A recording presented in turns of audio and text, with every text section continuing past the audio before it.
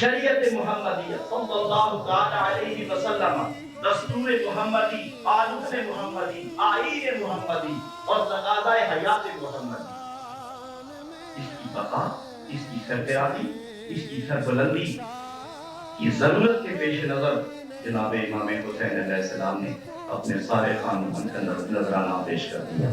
اور وہ اس طرح کہ نہ اولین میں ہے نہ آخرین میں،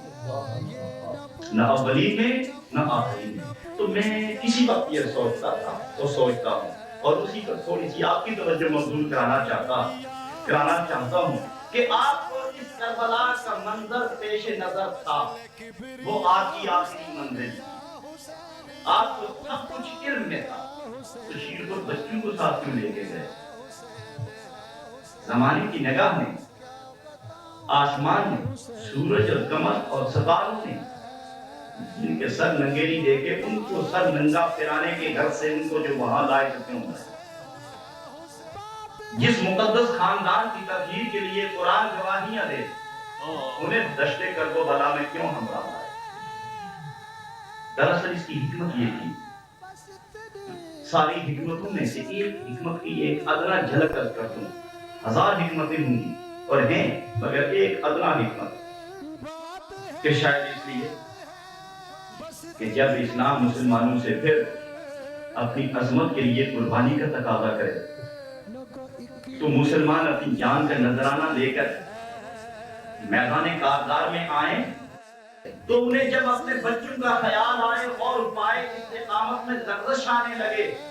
اور شیرخور بچوں کی یاد انہیں میدان سے پیچھے ہٹنے پر مجبور کرے، تو انہیں میرے اصغر کا خیال آئے، اور جب انہیں اپنے شہید ہونے کے بعد اپنے گھر کی ویرانی اور اپنی ہمشیرہ کی پریشانی کا تصور ان کے استقامت میں تزلزل برپا کرنے لگے، تو انہیں معیشہ والوں نے حضرت زینب کا خیال انہیں پھر پہاڑ کی قوت عطا کر دی، اور جب انہیں جوان بچوں کی قربانی کا خیال انہیں متزلزل کرنے لگے، تو میرے علی اکبر اور قاسم کا خیال انہیں پھر ایمانی قوت عطا کر دے، اور جب ان کی جان پہ بننے آئے اور وسوسے کا موقع آئے کہ اب جان بچاؤ، تو سرے حسین کا تصور سامنے رکھ کے اپنی جان کا نذرانہ پیش کر۔ اللہ تعالیٰ نے جناب امام حسین علیہ السلام اہل بیت اطہار کے مقدس کردار پر عمل کی توفیق عطا فرمائے۔ کہ یہ فضل کبریا حسینیہ